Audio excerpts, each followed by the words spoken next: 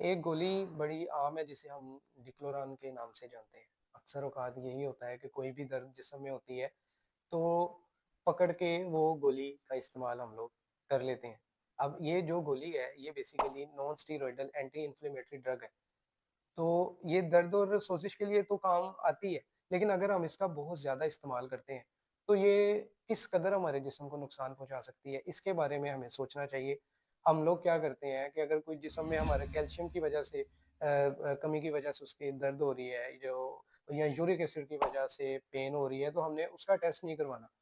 सिर्फ़ जो डिक्लोरान की गोली है या बेफ़लाम ले ली, कैफ़लाम ले ली, ये पकड़ी और ये खा ली। तो ये जो गोली है, इसका एक लंबे अरसे से अगर हम इस्तेमाल करते हैं, तो ये तो डायरेक्टली हमारे जो गुर्दे हैं, ये उसको ख़राब कर देती है। इसका और कहीं इतना ज़्यादा असर नहीं होता जितना ये गुर्दों को जो है ना वो इफ़ेक्ट करती है। इसमें जो डिक्लोरान सोडियम आता है, ये बाज़ औक़ात जो पेशेंट्स होते हैं, उनका ब्लड प्रेशर हाई कर देती है। उसके अलावा ये पेट में दर्द का बायस भी बनती है।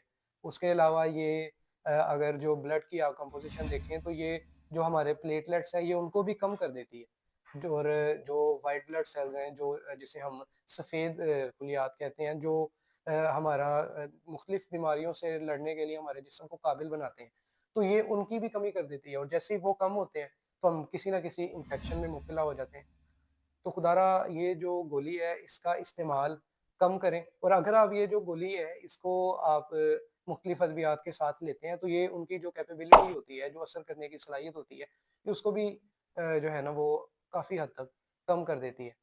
तो हमें तो उसूलन यही चाहिए कि अगर जो कोई पेन हो रही है, हम उसकी तह तक जाएँ, उसकी बेस तक जाएँ कि ये जो दर्द है, ये क्यों हो रही है? बजाए इसके कि हम जो है वो दर्द की गोली पकड़ी और खा ली, उसका जो 4-5 घंटे तक उसका असर है वो रहे, उसके बाद फिर जो पेन है वो दोबारा से एलिवेट हो जाए, तो हमें उसका कोई इतना कोई फ़ायदा तो नहीं होगा, बजाए हमारे गुर्दे खराब हो सकते हैं।